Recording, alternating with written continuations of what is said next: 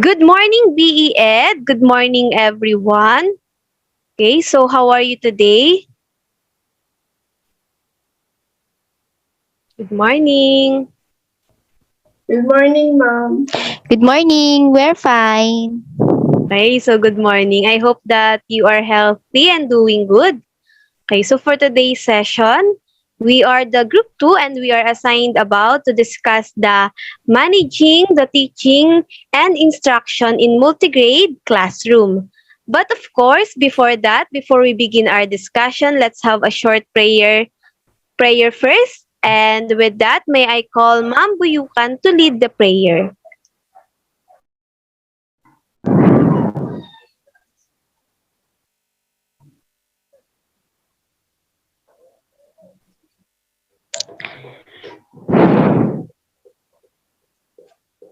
Okay, good morning. Before we start our discussion, let's feel the presence of the Lord with a prayer.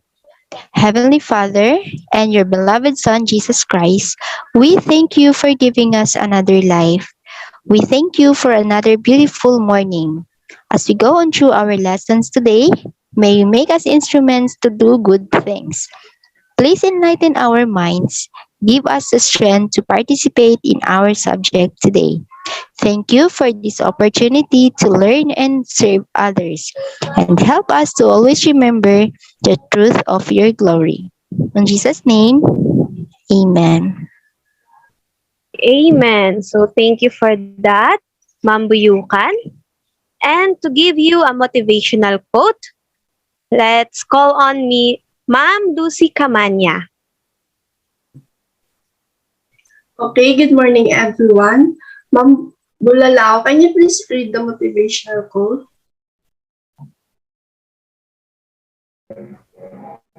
Teachers can open the door, but you must enter it yourself. By Chinese proverb. Okay, ma'am, can you please share your idea about the quote? For me, this is where a teacher can help. The teacher can explain things to you. They can give you knowledge. Therefore, once the teacher has taught to you, it is up to you to put what you've learned and apply. The teacher has opened door, but you are the only one who can walk through it.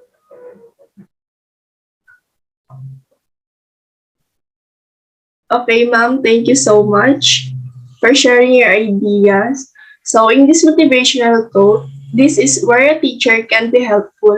They can help you in anything. Pwede niyang palawakin yung kaalaman mo, pwede kanyang tulungan patungo sa pangarap mo, but it is up to you to actually go to do it. Kumbaga, nasa sa'yo na kung tutulungan mo yung sarili mo matupad yung pangarap mo. The teachers has opened the door, but only you can take the step through the door. So, thank you po. Okay, thank you Ma'am Camania and Ma'am Bulalakaw for sharing your insights about our motivational quote. So I hope that you are motivated to begin our discussion today. And next, let's have an energizer first. So ayan, galaw-galaw muna tayo bago mag-discuss. And for that, may I call Ma'am Bulalakaw to facilitate our energizer. Thank you. For our energizer, let's sing and dance together with the Tayo'y Mag-Ehersisyo by Teacher Cleo and the kids.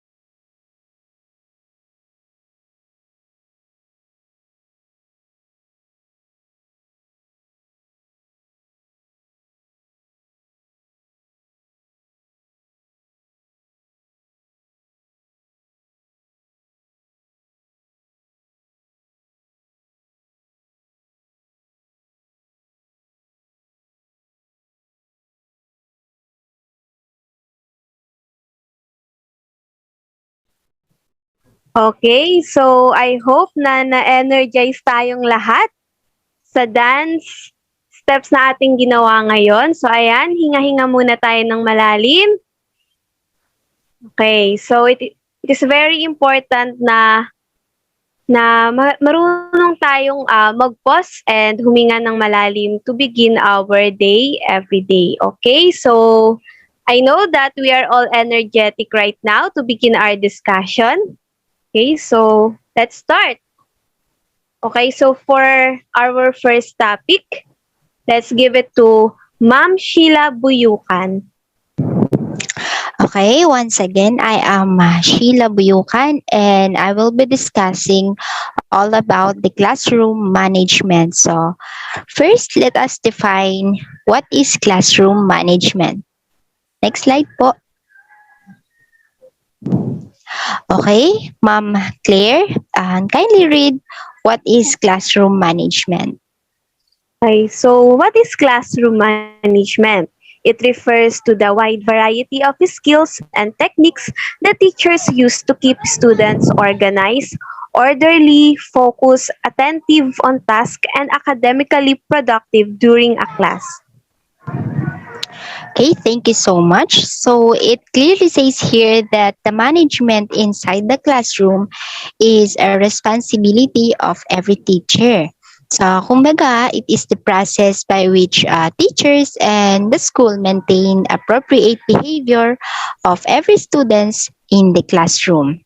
Okay, when a management inside the classroom are executed or na-implement siya effectively, then this will be a big help para ma-maximize ang kaayusan at ma-enhance ang learning.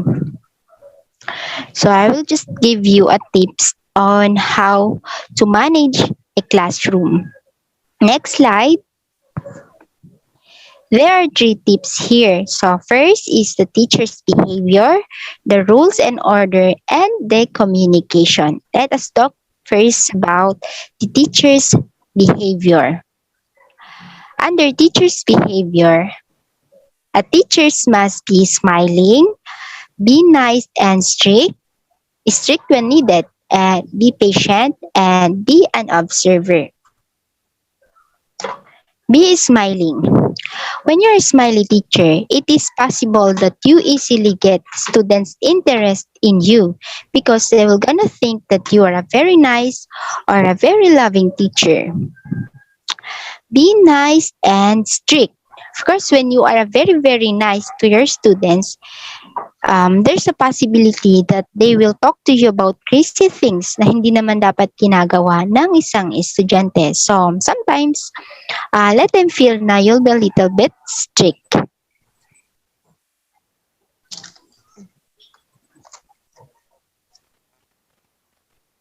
Be patient. It's not easy to start a class that, especially if it's the first day. But actually, it's not only on the first day. Every day, every sessions of the class. So just be patient because a teacher must have the attitude that is patient, and bear in mind that excuse me, bear in mind that teaching should be a selfless act, so it's worth it. Be an observer. It is very important to be an observer in your class.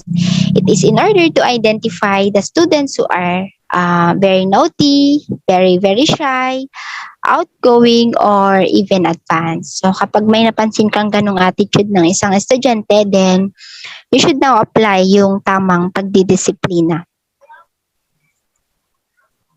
Next tip is under the rules and orders. So I believe that every classroom naman or every school has its rules and orders. And like be on time, ganon. Respect your teachers, respect your classmates. You should be honest. Honesty is the best policy. Mga ganon. So, meron lang tayo ditong karagdagang orders pa. Rules and orders. Example is, stand up, sit down. If you say stand up, if you say sit down, class, the students must obey you.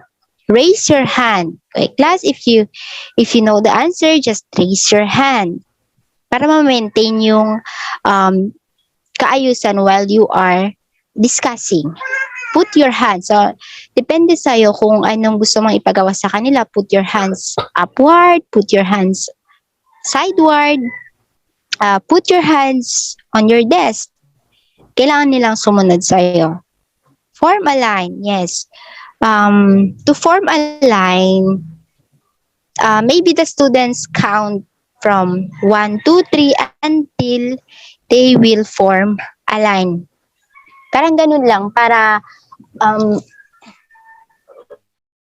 ma-maintain yung kaayusan sa isang classroom. So by doing these orders, they will be the students, especially in elementary. Communication. Okay, the goal only here is to solve a problem. If you encounter any problem with your students or any kind of problem, like when he is naughty, he is sorry, he's very very shy and don't participate in any activities, or kaya naman he is disturbing the class. So first thing you do is you must go and talk to him personally. Then, kapag hindi pa rin siya okay, ganun pa rin paulit-ulit, you can take him now to the guidance counselor to ask for assistance. At kung ganun pa rin, it's now time to talk to the parents. So, as a teacher, don't be scared to communicate with the parents because as a teacher, don't be scared to communicate with the students or the parents because it will only show that you are a very responsible and you are serious and a professional teacher. Okay, that would be all for the classroom management. For the next discussion, may we call on Ma'am Trisha Antaniete. Okay, thank you, Ma'am Sheila. So, again, I am Trisha Cañete, your next presenter, and I will be discuss the classroom management in multigrade class. So, next slide po. So, we all know that being a teacher in a multigrade class is not easy. So, now we discuss the classroom management in multigrade teaching for the lesson of the problems in the classroom. So, first, can you read, please, Ma'am Kamanya?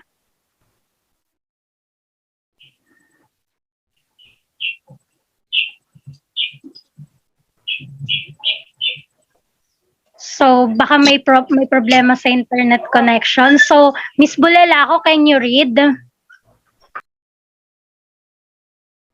Teachers in multigrade teaching schools need to be very flexible in their management of classrooms. Okay, thank you. So, it says here that teachers in multigrade teaching schools need to be very flexible. So, teachers must be multitask in order to have an organized classroom management.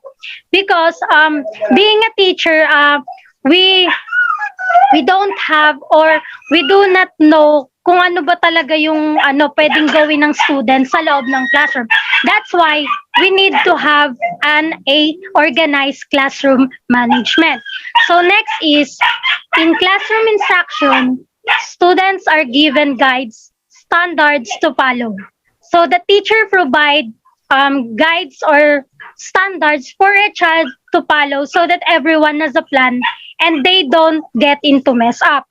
Because students, we all know that they are naughty in the classroom. or there are situation na hindi talaga nila napipigilan na meron silang ginagawa or they have something to do na hindi naman appropriate dun sa activity. That's why teachers should be give them as instruction or their guides to follow in order to have their plan and magkaroon para hindi sila magkagulo sa classroom.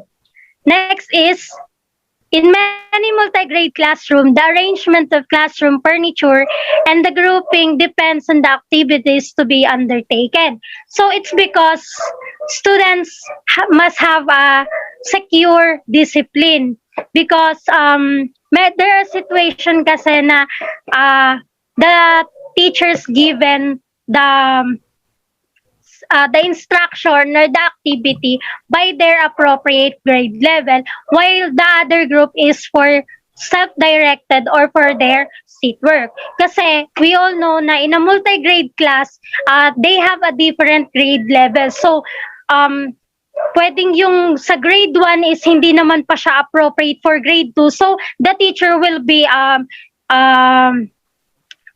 group them into their appropriate grade level. So, maa-adapt nila kung ano yung activity na gagawin nila.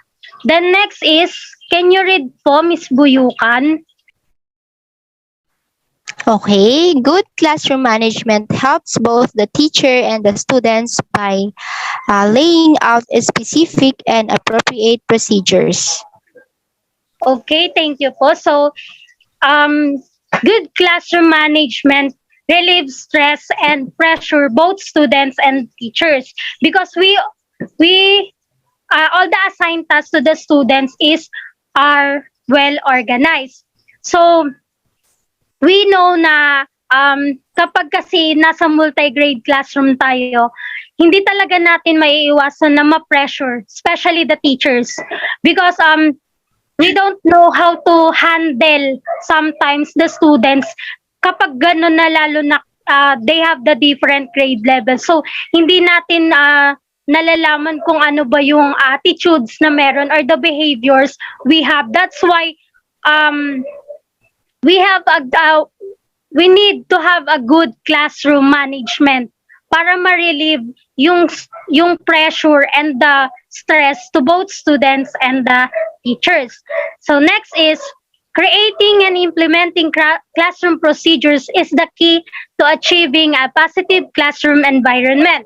So it is better to teach and listen if the environment we have makes everyone comfortable. So as we all know na kahit tayo with the students in a normal situation or in the normal classroom, mas gusto natin yung we makes comfortable, especially to the environment we have.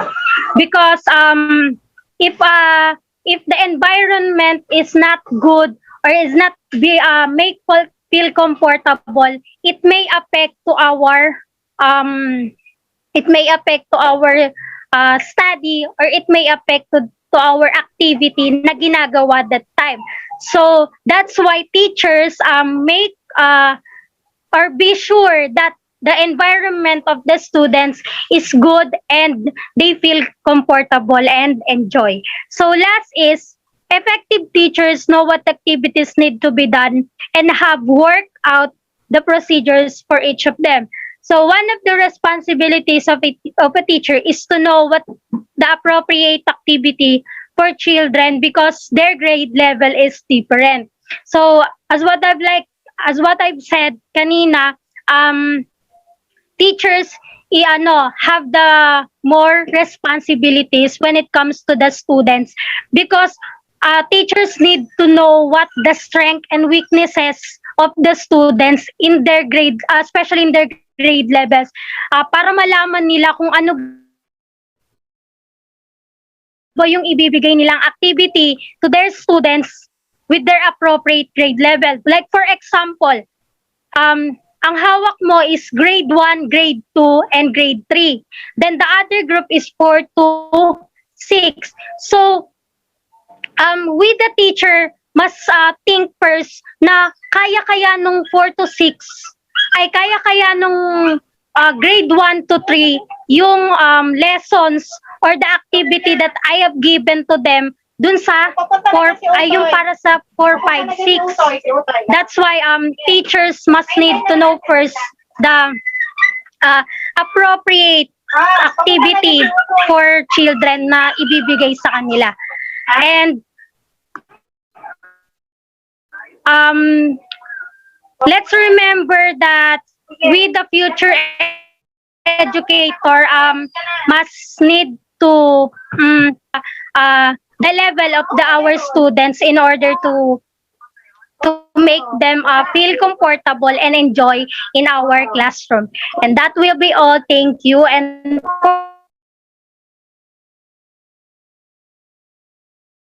Okay, thank you for that, Ma'am Cañete, for your very informative discussion to us. Okay, so now, once again, I am Ma'am Claire Buenviaje and I will be discussing the 3 dimensions of classroom management. Okay, so in classroom management, we should consider these 3 dimensions, which are the teacher dimension, the classroom dimension, and the learner's dimension. Okay, so as a multigrade teacher, you are the key to planning, designing, and managing a range of grade appropriate and mixed activities for children to keep them engaged in learning. Your efficiency and effectiveness as a teacher will create a classroom conducive to learning. So it means that the teacher in multigrade classes or in multigrade classroom have the power to control everything inside the classroom. So yung mga teachers, they are the one who are responsible to manage everything inside the classroom during classes. Okay, so first let us discuss the teacher dimension. So for that, Ma'am Buyukan, can you please read? Teacher dimension: planning, classroom control, use of time, delegation of responsibilities. Okay, thank you, ma'am. So in teacher dimension, multigrade teachers must learn to manage themselves effectively. They must organize and plan their time so they meet students' needs, yet cover the prescribed curriculum for each grade. So it means that you, as a teacher in a multigrade classroom, you know well how to manage yourselves first. So, dapat alam mo kung how you will plan, how will you control the classroom, and how will you use your time.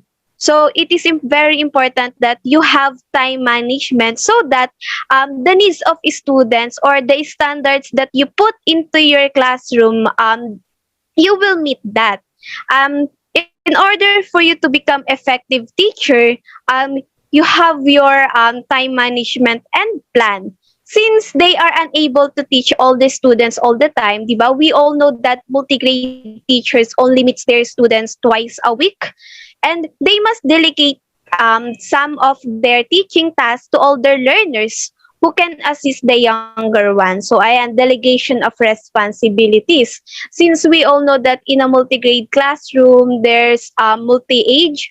So, mayroong younger or mayroon ding older learners. So for you to manage your time and to meet all the tasks that you will give to them, you need to delegate, you have delegation of responsibilities. Pwede na yung mga older ones, your students who are older ones, they are responsible to help the younger ones na classmates nila.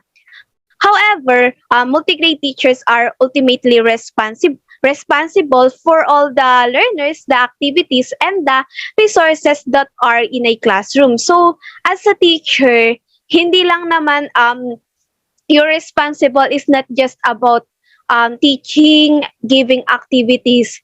It is your responsible to manage the resources in the classroom, since we all know that multigrade classes happen all the time in a rural area. So as a teacher, it is your responsible to manage the resources in the classroom. Okay, so the next one is the classroom dimension. For the classroom dimension, can you please read Ma'am Casita? The classroom dimension, physical conditions, materials, activities, routines. Thank you for that, ma'am. Okay, so in a classroom dimension, multigrade teachers also manage the physical conditions within the classroom, the materials, activities, and the routines. So in a classroom dimension, the teacher should always consider the safe environment for learning. As what I have said a while ago, that the teachers, your responsibility is not just about sharing knowledge, but also it is your responsibilities to ensure that your learners are learning in a safe space. Okay, so the physical conditions of a classroom include the desk, the seats, and the facilities, and storing materials such as shelves. So, di ba, it is very important that you are organized in your classroom. Dapat yung mga bata pag nag-aaral, they have seats, they have proper desks, your facilities are okay because as a teacher, you are the second parents in your classroom. It is like, 'di ba? It is like that you are a parents na kailangan yung bahay maayos, malinis. Same with the classroom. It is very important that your classroom are very safe, very organized for to keep them engaged in learning.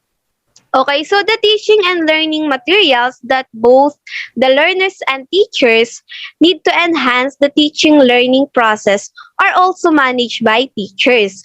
Frequently, these materials are referred to as teaching aids. So, ayun nga, yung we all know that the teachers in multigrade classes, they are the ones who produce the materials, the resources that they are using inside the classroom. So those materials na kailangang gamitin, they time by time the teachers need to enhance that because we all know that we are in the 21st century, so hindi naman pwede na as a teacher um you are not innovative enough to enhance your materials inside the classroom. So as a teacher, kailangan maging resourceful tayo, um, maging creative enough to enhance those materials. And teachers are also responsible for facilitating all the learning activities in the classroom and for establishing and maintaining routines. Okay, so these activities, we all know that um, everyone in the classroom, the students have their own needs, their own abilities, they have different learning styles. That's why the teachers, they must know what are the effective activities or routines that may impose inside the classroom. So for example, yung mga routines na pagpasok ng room ng in a multigrade classroom, dapat yung mga students, they know what to expect inside the classroom, like the routines that the teachers will give to them, like for example yung mga na-discuss a while ago from Buyukan, like yung good morning, please stand up, please raise your hands. That's very important to manage the multigrade classroom. And for the last dimension is the learner's dimension. Okay, so in the learner's dimension, multigrade teachers must manage the learners under their care. Okay, so why do you think that the teacher need or must manage the learners under their care? Ma'am Cañete, can you share your ideas about that? So for me, ma'am, kasi mas mapapakita kasi nung teacher yung care niya dun sa mga students kapag ka meron siya or kapag nag-set siya ng isang classroom man. For that, of course, as a teacher, you are not a mentor for your students. You are a parent also, a friend, and a role model. So it is very important that you have your care to your students.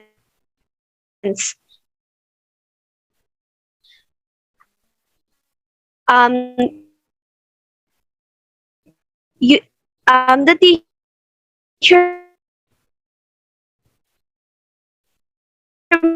must ensure that the learners work diligently to complete their assignments, display appropriate behavior, and that the teacher that they know how to teach the students will display their proper. Hindi lang naman tinuturo sa mga bata yung knowledge. It is not just about giving information, but it is also about teaching them proper behavior and good moral and right conducts. Okay, so by guiding students and using themselves as exemplary models, the teachers keep students to develop healthy communication and relationship skills. Okay, so healthy communication and relationship skills, it is very important in the classroom. It is not just about multi-grade classroom or multi-grade classes. It is appropriate to all classes.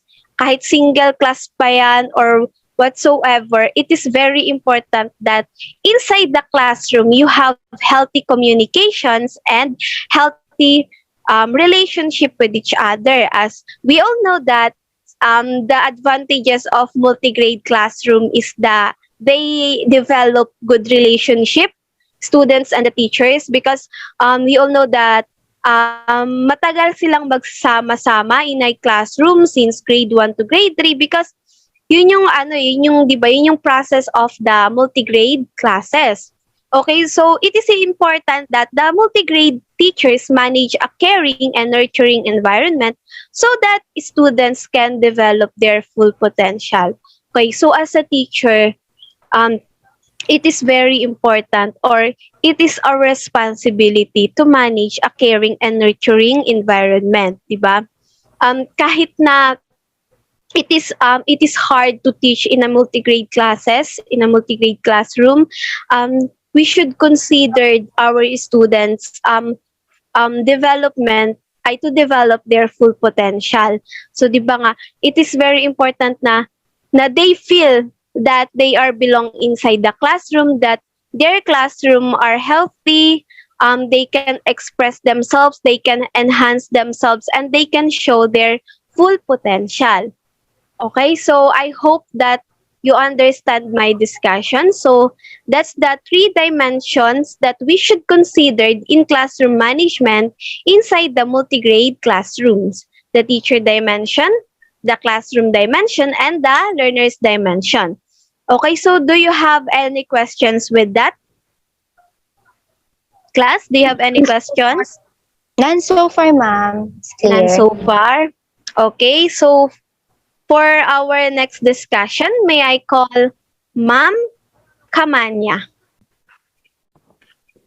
So, good morning, everyone. Good morning, ma'am.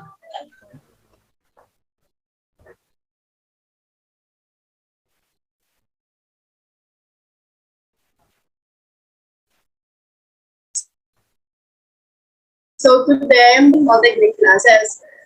Next slide po.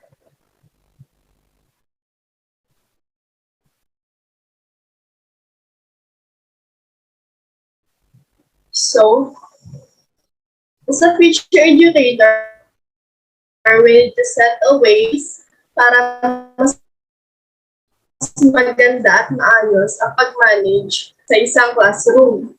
So, the first one is planning. Planning. So, planning is very important in classroom, especially having space. We all know naman na sa public school is not well equipped, di ba? Kulang sa classroom, may mga scenario na sa isang classroom may estudyante na 45 mahigit yung na-handle ng isang teacher. So, space is very important kasi not well equipped yung ibang school, kulang sa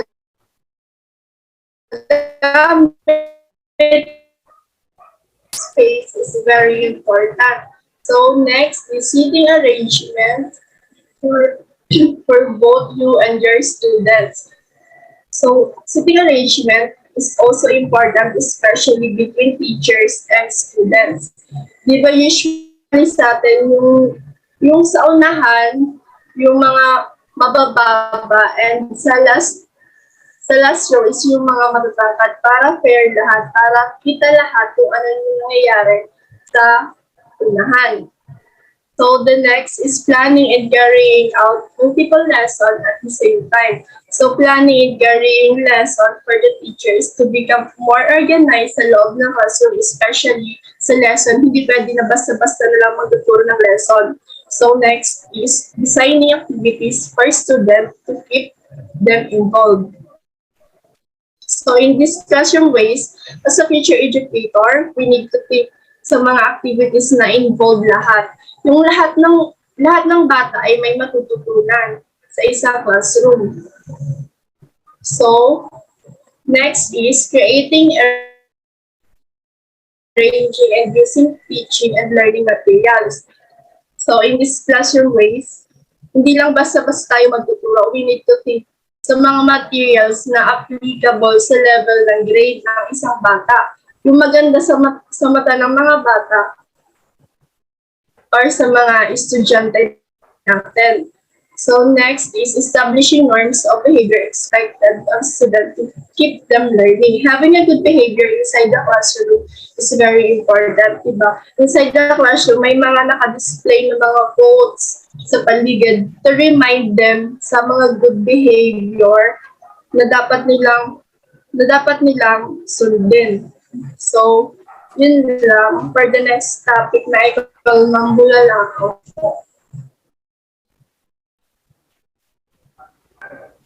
Thank you.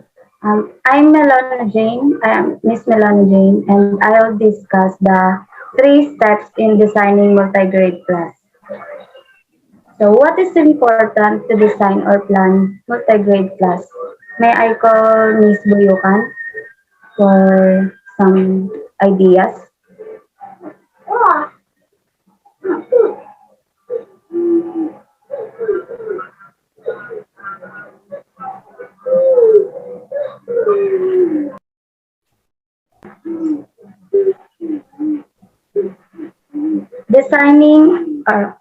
Designing multi-grade class is important because multi-grade class is not easy as other things. Teacher handles not only a few students, especially students with different behaviors, interests, and attitude. So that as a teacher or a teacher must plan a very effective way of teaching. So these are the steps in designing a multi-grade class. May I call Miss Cañete to read the step 1? Step 1. Describing the way it is now. In step 1, describing the way it is now. In this step, it is where you draw a floor plan of the room you will be teaching in.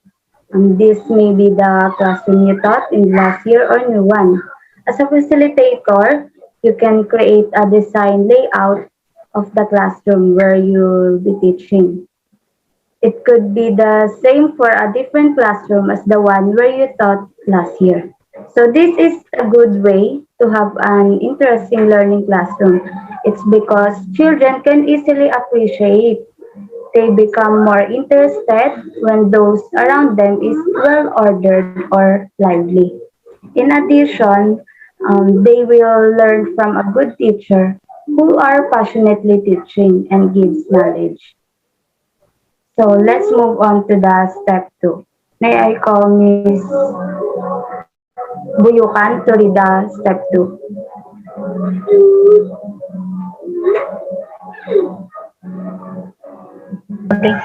Ready. Okay. Step 2. Deciding on the types of activities that will occur. Yan. In step 2, designing on the types of activities that will occur. Identify the specific learning activities that will take place in your room and write them on the lines below. It may be helpful to write down the types of behavior you expect for each activity. So there are a lot of activities a teacher can introduce to the students.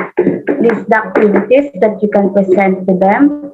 But the best activities for them is when they can show their strengths and capabilities, their talents, and also how they can truly express who they are. Teacher or the facilitator must present an effective activities because it will help them to know their students individually.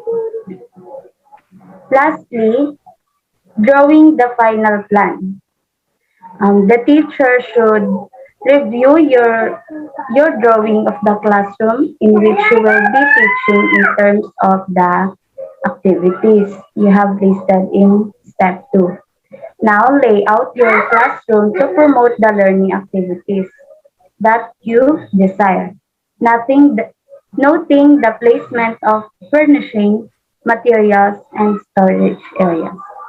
That's all. Hope you learn on how you design a multi-grade class. Thank you. For the types of activities in multi-grade class, may I call Miss Casita? Thank you po, Ma'am Bulalakaw. So again, I'm Marjo A. Casita. So I will tackle the types of activities in multi-grade classroom that will help to organize the flow of your discussion. So first is quiet or individual study. We all know that individual study will help to our future student to focus their mind in activities. Because alam naman natin na yung mga ibang estudyante is mas komportable sila kapag ah, sila lang yung mismo gumagawa ng mga activities nila and dito nalalabas nila yung mga talent or skills nila sa ginagawa nilang activities. And ayun, natutunan nila yung mga learnings doon sa may discussion. But of course, in multi-grade classroom, mas maganda if group work yung activities na gagawin nila para yung ideas is makakuha sila ng mga idea dun sa mga kasama nila. Next is testing. Testing is a process of administering a particular set of questions in individual or group of individual to obtain a score. So, in a multi-grade classroom, kailangan din natin gumawa ng mga question para dun sa activities nila na pwede sa panglahatan at ma-improve nila yung mga knowledge or yung mga natutunan nila dun sa may gagawin nating questions. So, full class instruction. In multi-grade classroom, of course, we need to think or manage the flow of your discussion or yung instruction na ibibigay natin sa mga student natin para hindi sila malito dun sa instruction na ibibigay natin. Also, sa paggawa dapat ng instruction or ng activities, dapat pang multi-grade classroom para pwede sa magkakaibang year level or age para ma-organize natin yung mga activities na ibibigay natin sa kanila. So, yung fourth is partner work. Partner work activities in multi-grade classroom, mas na nagbigay tayo ng activities na by 30s, dapat alam natin kung ilan yung student natin para hindi ma-left behind yung walang partner sa partner work. So, in a partner work, they can build their trust or relationship to each other. Also, pwede silang makapagpalitan ng mga ideas sa isa't isa at magtulungan sa gagawin nilang activities para madali nilang matapos yung activities na yon. So, lastly, group discussion. Group discussion will help in a multi-grade classroom because they can build their confidence pag nag-share sila ng mga ideas sa isa't isa and they can recap or enhance their knowledge in what they learn in a process of in a previous discussion. Also, nagkakaroon din sila ng problem-solving skills pag gagawa sila ng mga activities. Yun. Lastly, in group discussion, they can also build the relationship to each other. Yung iba, nagkakaroon sila ng friendship dahil sa mga activities na pang group work. So, all of these types of activities will help to manage the activities in multi-grade classroom. Ayun lang po. Thank you po. Okay, so I think we're done with discussing the management, classroom management in the multigrade classroom. Okay, so do you have any questions regarding the topic that we have discussed today? Anyone? None so far. So far po. Okay, I have a questions. Okay, so for you, why do you think classroom management is important in a multigrade class? Okay, why do you think it is important that the teachers in multigrade class have classroom management? Ma'am Cañete, can you share your ideas? So for me, mahalaga yung magkaroon ng classroom management sa multigrade classroom because kagaya nga ng sabi ko kanina, hindi madali yung process or hindi madali magturo kapag nasa isang multigrade classroom ka. That's why teachers provide the classroom management para well-organized yung classroom, pati na din yung students. Kasi, syempre, teachers have the responsibilities to the students na ano man mangyari sa loob ng classroom is sasagutin niya yon or sagutin niya yon. That's why teachers provide classroom management in order to have plan and ma-organize yung buong classroom at may avoid yung mga pwedeng mangyari sa Okay, that's right. So, of course, we as a future educator, not just being a multigrade teacher, but also as a teacher inside the classroom, it is very important that we know how to manage right our classroom so that we become effective and efficient teacher to teach to our future learners. So this topic, it is very important for us to discuss and to know about this because it is very helpful to us, most especially if nasa field na tayo ng totoong pagtuturo. So, managing the classroom, is not easy. So, madami tayong dapat i-consider na factors when it comes to managing our classroom. And with that, I hope that to our classmates who will watch our reports, our discussion, you will understand the topic that we have discussed. And with that, we would like to thank our professor and our student teachers for giving us this opportunity to share our knowledge regarding the managing the teaching and instruction in multigrade classroom. Okay, so for that, so that's the end of our report. Thank you everyone for listening and participating. Good day, everyone.